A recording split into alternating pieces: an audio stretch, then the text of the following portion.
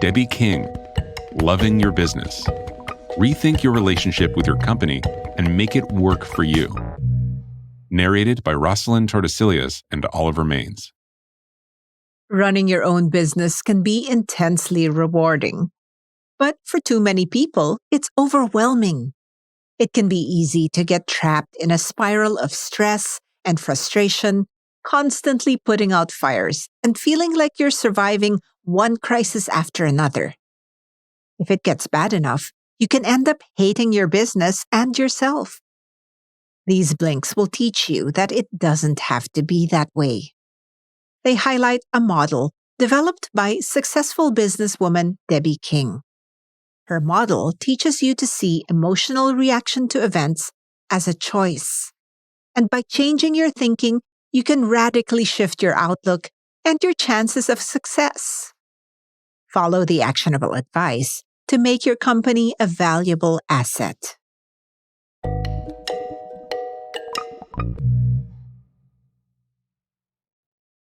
Blink 1 of 7. How often do you think about how you think?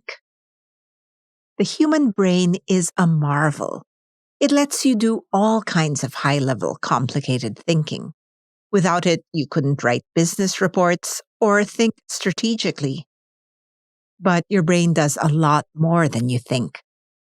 Along with all these conscious processes, your brain is also working, subconsciously, to keep you alive. This subconscious part of your brain is often called the primitive brain because it handles basic fundamental survival. Think of your pet dog. It wants to avoid scary stuff, stay comfortable, and seek out pleasurable experiences like food and belly rubs. That's the primitive brain in action. The key message of this blink is you have an internal instruction manual that guides your life, but it isn't perfect. So, what does this have to do with your business? Well, one of the primitive brain's most essential functions is scanning for danger. It's constantly on the alert for negative stimuli. When it senses danger, it activates your fight or flight survival instinct. This was great when early humans had to avoid saber-toothed tigers, but nowadays it's a little outdated. After all, there aren't many saber-toothed tigers out there today. Unfortunately, when forced to look for danger when there isn't any, the primitive brain channels fear into negative beliefs. For example, it makes us think, this will never work, or there's too much to do. And this thinking can hold us back from trying new things or changing our lives. It can also prevent you from running a business successfully. Your primitive brain isn't the only thing influencing your thinking without you being aware of it. You also have an instruction manual that you've been building over your entire life. Your upbringing gave you the outline. When your parents taught you to be polite and wash your hands, they were adding to the manual. As you grew up, you added more instructions on how to behave both personally and professionally. Every business owner has their own internal manual. It's the thing telling them not to trust competitors, to always show confidence, and set a good example by working hard. Having an internal manual isn't a bad thing. Problems arise when we break our internal rules.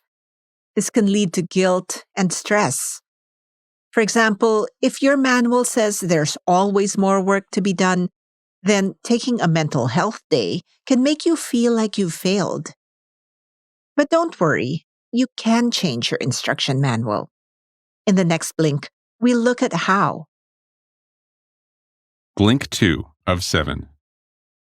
Now that you know what your instruction manual is, how do you go about changing it? There's no secret formula here.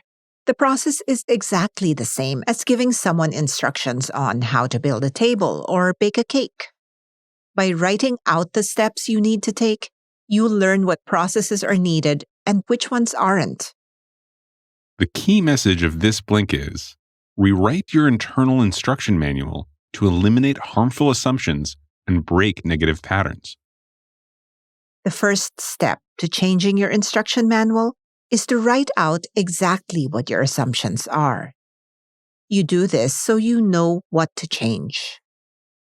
Only by knowing what's in the manual can you hope to improve it.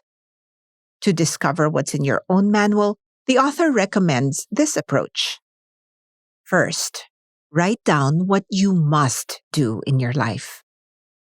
Complete the statement, "To grow my business, I must," and do the same with what you think's needed to make money, become successful, manage employees, and whatever else is a core part of your life.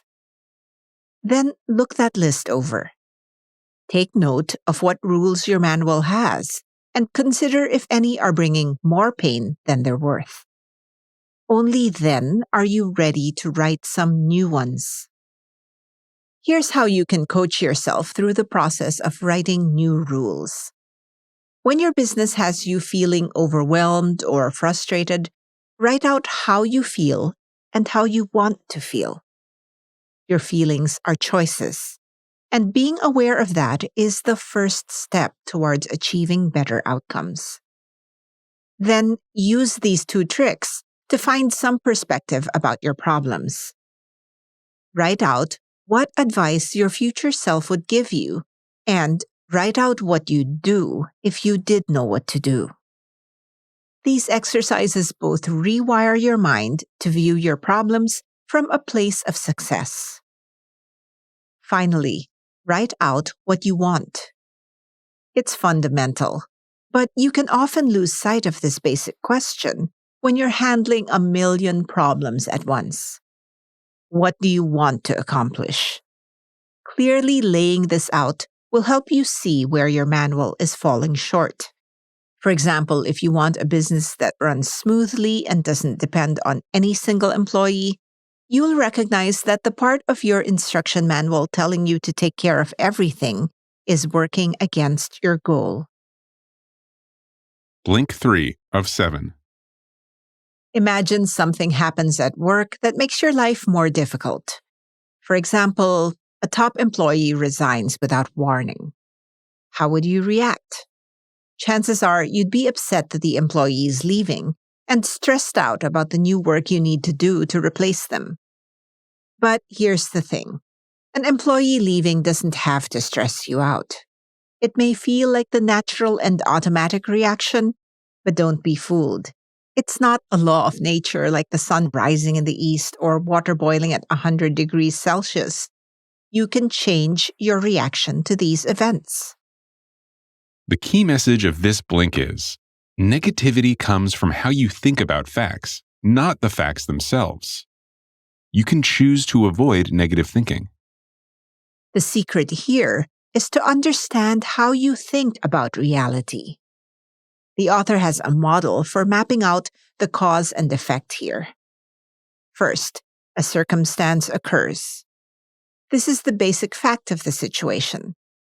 For example, a client is late paying her invoice. Then you have thoughts about the circumstance. What happens if the money doesn't come? These thoughts create feelings. This is when negative emotions come into the picture. With the unpaid invoice, for example, your thoughts create feelings of stress and worry. In turn, these create actions. Complaining to others, blaming yourself, and compensating for the stress with unhealthy coping behaviors are all common examples of negative actions that can result from negative feelings. Finally, actions create results. The ultimate outcome from your actions isn't a productive solution, but a negative outcome that leads to further difficulties for your business.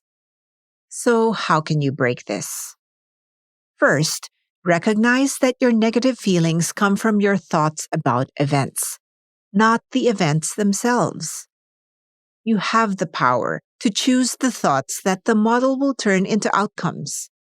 You don't have to always be happy-go-lucky, but some common negative thoughts are just unhelpful. This will never work, for example, is a surefire way to generate negative feelings and actions.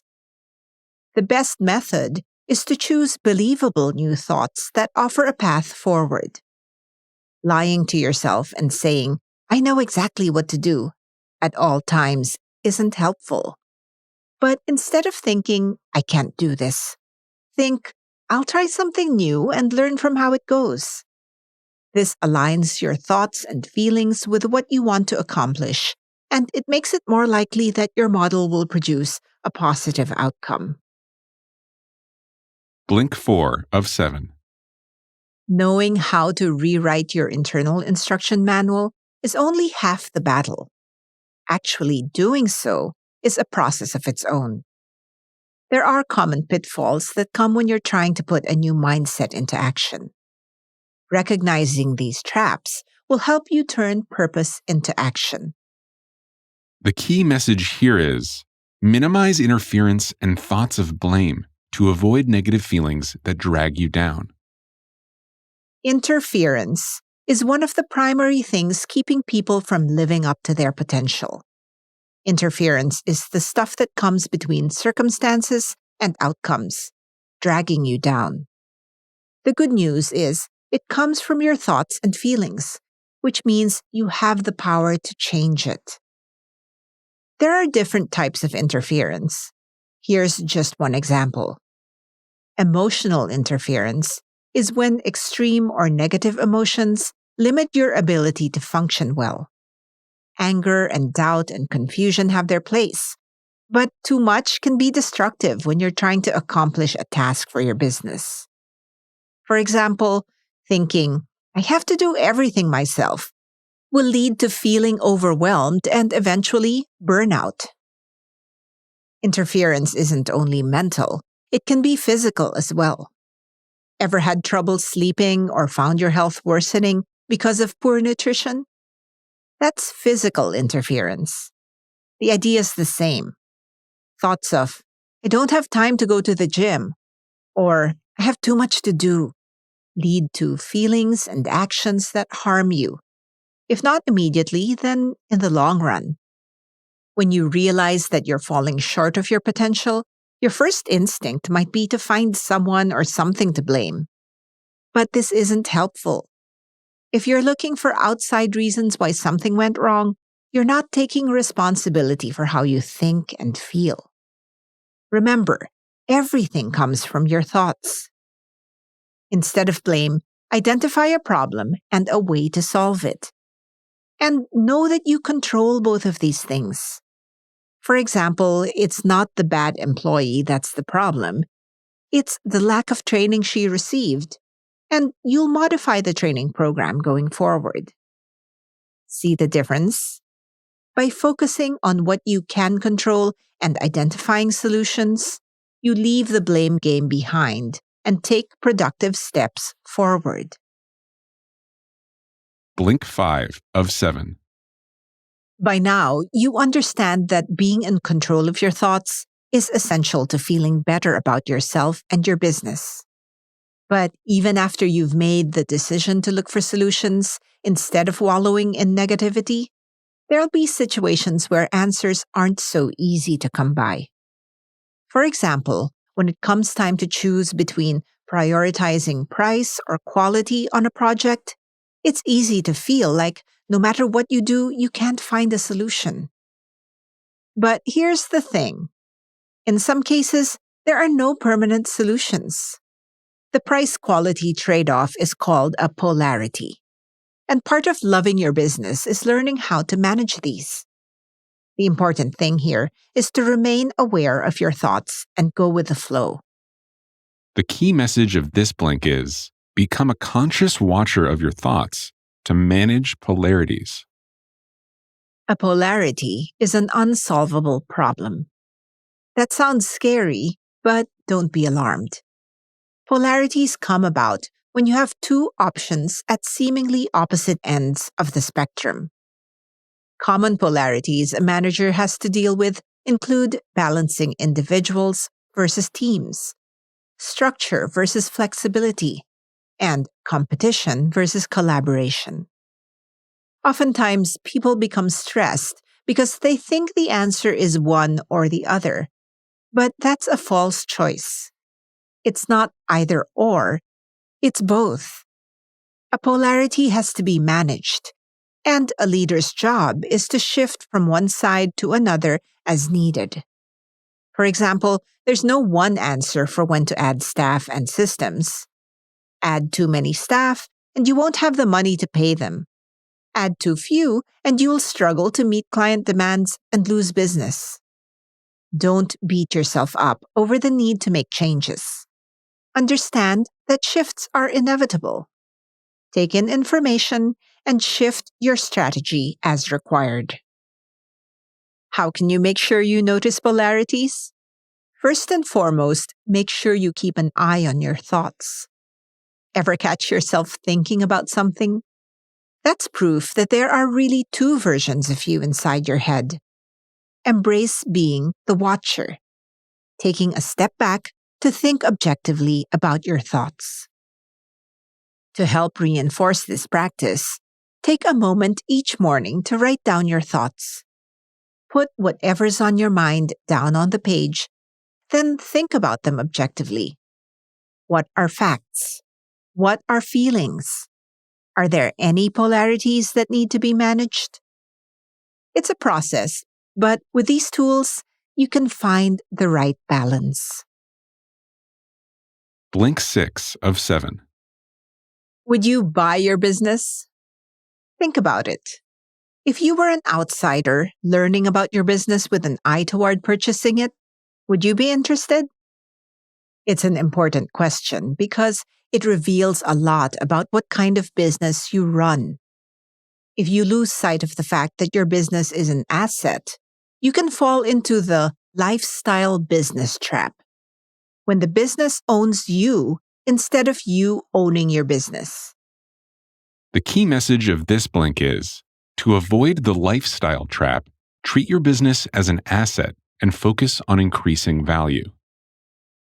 Assets are all about value. So your business must be the same way. This has to be the core of your mindset. All of your decisions must come from the idea that you're trying to build a business that you're proud to be a part of. Once you're in the right mental state, you have to narrow down exactly what it is that makes your business unique. Market differentiation is the single most important factor that determines the value of your business. When you're unique, everything is easier.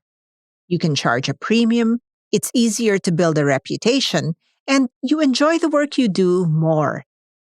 With this in mind, don't be afraid to turn work down if it's not in your niche. When you do find a project that's aligned with your goals, make sure you have a plan for how you want to package your product. Take your services, systemize them, and package them into a product. This gives them name recognition, allows customers to know what to expect, and cuts down on your costs. When you have a solution, you should hire sales reps to sell it. Doing all the sales yourself ties you to the company. Remember, the long-term goal here is to build a business that runs smoothly without you needing to be involved in every decision. Why would anyone buy your business if you're the only one who can sell the product? Finally, think about money. Not all revenue is the same. A business that has consistent recurring revenue is a much stronger asset than one that doesn't. Recurring revenue is stable, predictable, and means that you have long-term relationships with clients. How do you generate this? Look for opportunities to generate memberships, subscriptions, or retainer services. No matter what kind of business you have, recurring revenue will make it stronger. Blink 7 of 7. Picture it. You've got a company with consistent revenue, an attractive product, and a sterling reputation. It has a well-trained staff that doesn't depend on any one person to keep things running. In short, it's a company that's as attractive to a potential buyer as it is to the person who created it. So, what do you do when you've made it? Deciding whether to sell or not is a good problem, but a problem nonetheless. Luckily, the same skills and thought practices that turned your business into an attractive asset can help you decide. The key message of this blink is, when it's time to sell, don't be afraid of uncertainty and let your love for your business shine through. You know by now that feelings come from thoughts, and to apply that to your thinking about the potential sale of your business. The thought of selling and the thought of turning down an offer can both be overwhelming, but take a moment and consider the circumstances.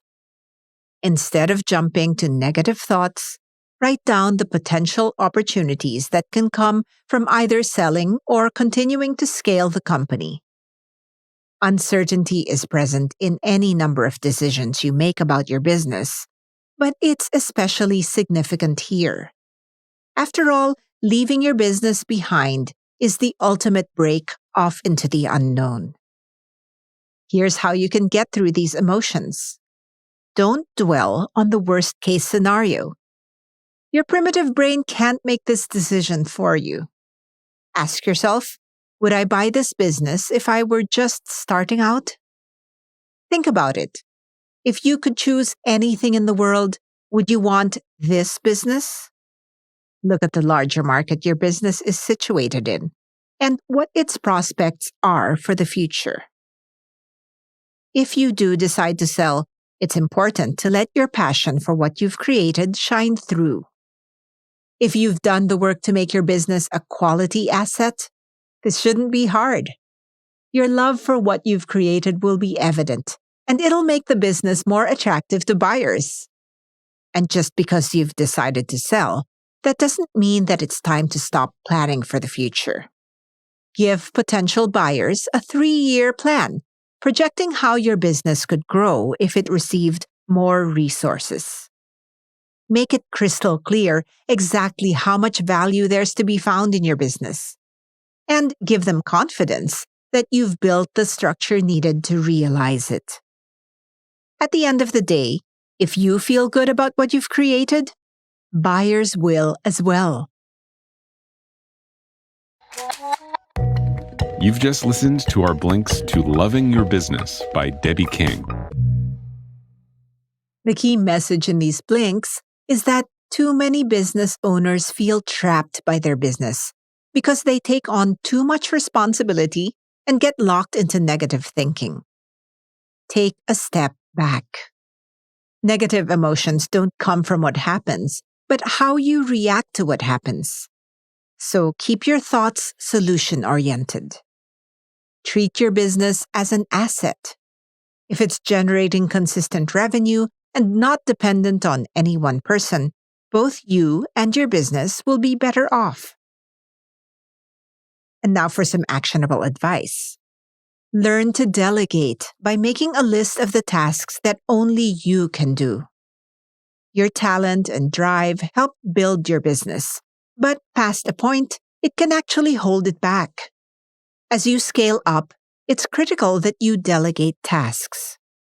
Write out the things you're good at and divide them into 2 groups.